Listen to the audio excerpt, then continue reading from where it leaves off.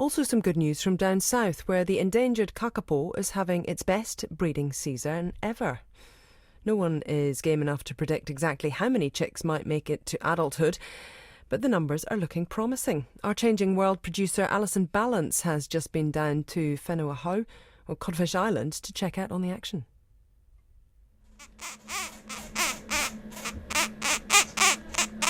This is the sound of success. It's the sound of a 4-day-old Kākāpō chick being fed. The baby bird is one of 30 that's hatched so far in what is shaping up to be the best Kākāpō breeding season on record. The Kākāpō recovery team from the Department of Conservation is managing Kākāpō on 2 main islands, Whenua Hou Codfish Island near Stewart Island and Anchor Island in Fiordland. After a record early start to the breeding season, the Kākāpō have laid 170 eggs so far, and there are more on the way.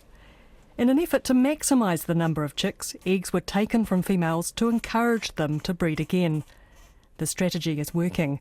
Yesterday, 2 more eggs were found in the nest of a female called Hine Taumai, who's the first bird off the rank in the second breeding round.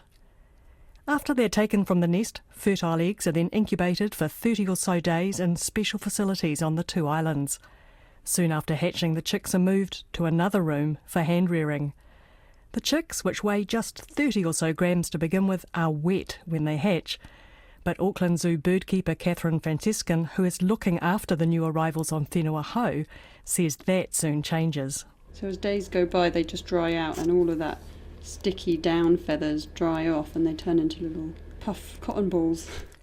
The first Kākāpō chick hatched on the 30th of January, and there has been a steady stream of new arrivals in the nurseries since then. So how do you tell them apart?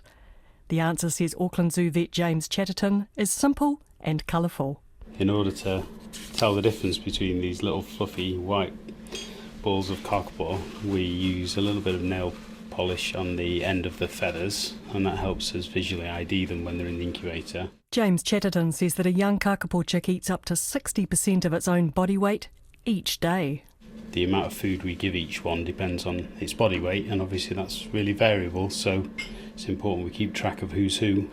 30 chicks have hatched so far, and that number is increasing every day.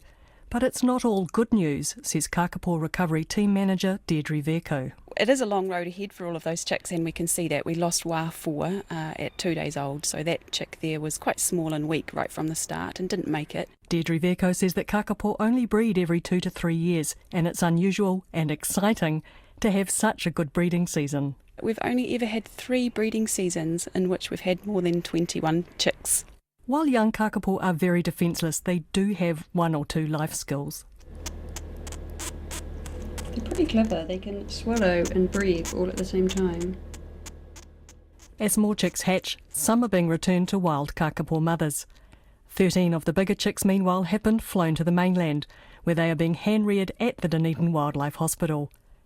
To keep up with more Kākāpō news, check out the Kākāpō Files podcast, rnz.co.nz/Kākāpō.